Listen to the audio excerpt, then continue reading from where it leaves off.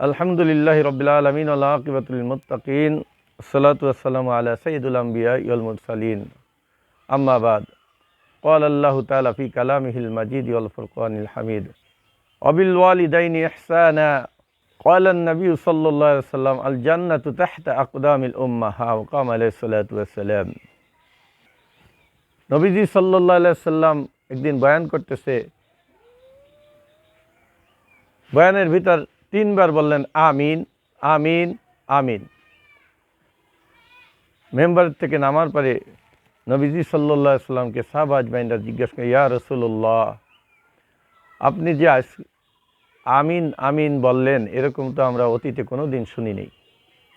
নবীজি সাল্লাল্লাহু আলাইহি সাল্লাম বললেন, এ সাহাবা আজমাইন, আজ ফেরেশতাকুলের শ্রেষ্ঠ ফেরেশতা আর আমি মানুষকুলের শ্রেষ্ঠ মানব ফেরেশতা জিবরাইল আলাইহিস সালাম এসে বললেন, ইয়া রাসূলুল্লাহ, যে পবিত্র রমজানের রোজা পেয়ে গুনাহ মাফ করতে পারল না, গুনাহ সাফ করতে পারল না, সে ধ্বংস হয়ে যাক।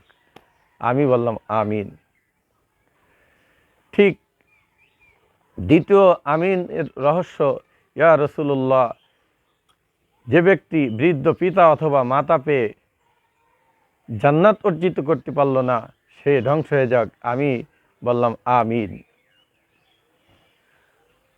তৃতীয় আমিনের ভিতর রহস্য, জিবরাইল আলাইহিস সালাম বললেন, ইয়া রাসূলুল্লাহ, ওই ব্যক্তি ধ্বংস হয়ে যাক যে ব্যক্তি আপনার নাম শুনেও দুরূদ সাল্লাল্লাহু আলাইহি ওয়াসাল্লাম পাঠ করে না। আমি বললাম আমিন।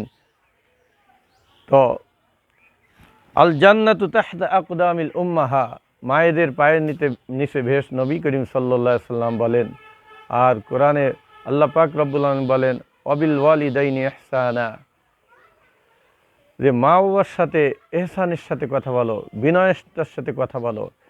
আপনারা সকলেই জানেন, মূসা পয়গম্বর জিজ্ঞাসা করেছিল আল্লাহ পাক রব্বুল আলামিনকে, ইয়া আল্লাহ, আমার সাথে ভেস্তে আমার বন্ধু হবে কে? আল্লাহ পাক রব্বুল আলামিন বলেছিল যে এই জামানার এক কসাই তোমার বন্ধু হবে। তখন মূসা পয়গম্বরের ধাঁধা লেগে গেল, প্রশ্ন আসলো যে আমি কিভাবে আমার বন্ধু হবে একজন কসাই? তখন আল্লাহ পাক রব্বুল আলামিন বললেন যে তুমি ওই কসাইপট্টিতে যে দেখো একজন কসাই আছে, সে কি করে, শুরু থেকে শেষ পর্যন্ত কি করে, তুমি তাকে ফলো করো। মূসা আলাইহিস সালাম দেখলেন যে যখন সে দুম্বা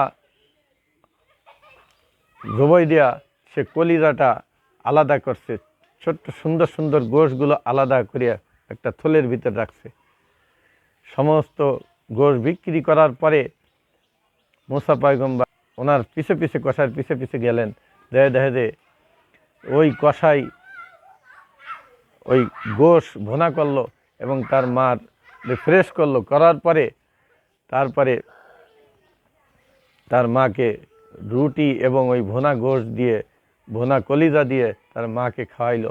খাওয়ানোর পরে মা দোয়া করতেছে, আয় আল্লাহ, তুমি আমার সন্তানকে এই জামানার যে পয়গম্বর আছে মূসা পয়গম্বরের সাথে ভেস্তে তার বন্ধু বানাই দিও।